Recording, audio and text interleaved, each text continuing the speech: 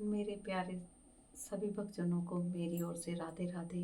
मैं रेनू शर्मा ओमिश देवालय की ओर से आप सभी का बहुत आभार प्रकट करती हूँ कि मेरे इतने सब्सक्राइबर्स मेरे साथ जुड़े और बहुत सारी अच्छी चीज़ों को सभी लोग अपने पुराणों का अध्ययन श्रवण किसी न किसी रूप में मेरे साथ जुड़कर कर रहे हैं। पुराणों को शुरू करने का मेरा सिर्फ एक यही मकसद था कि सभी लोगों तक मैं इस बारे में कुछ ना कुछ ज्ञान जितना मुझे मालूम है आप सभी को बांटूं। मेरी अपना कोई इसमें निजी स्वार्थ नहीं है कि मैंने अपना चैनल बनाया है। सिर्फ इतना स्वार्थ मेरा इसमें निहित है कि जो लोग हमारे पुराणों को नहीं पढ़ पाते हैं, चाहे एक छोटा सा ही अंश, चाहे एक श्लोक ही उन तक पहुंचे।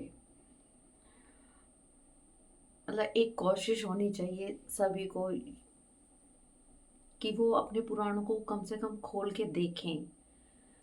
मुझे मालूम है इतने लंबे लंबे पुराणों की संख्या है और काफ़ी बड़े भारी पुराण हैं हमारे, तो सब लोग उनको खोल नहीं सकते और उन मोटी किताबों को देख के तो वैसे ही लोग धराशायी हो जाते हैं कि भाई हम नहीं पढ़ पाएंगे।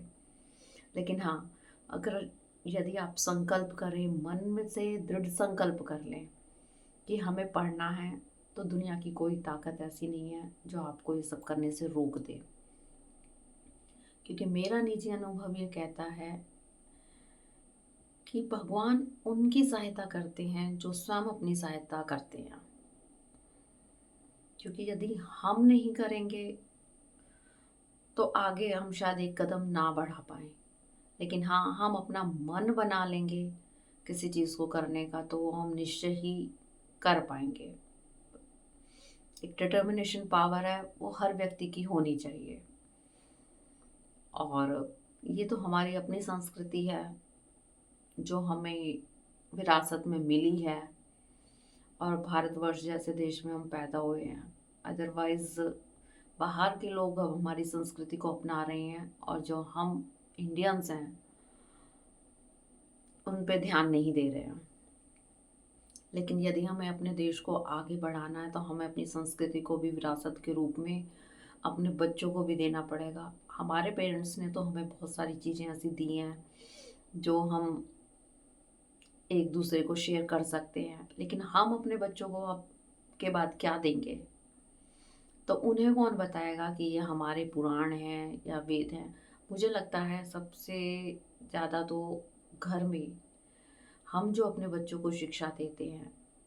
ठीक है, आजकल इंग्लिश मीडियम स्कूलों का समय है, इंग्लिश की प्रायोरिटी है, लेकिन फिर भी कोशिश ये करनी चाहिए कि अपने बच्चों को अपने इतिहास से, हिंदू इतिहास से जितनी चीज़ें हमें मालूम है एटलीस्ट वो तो बताई ही जाएं।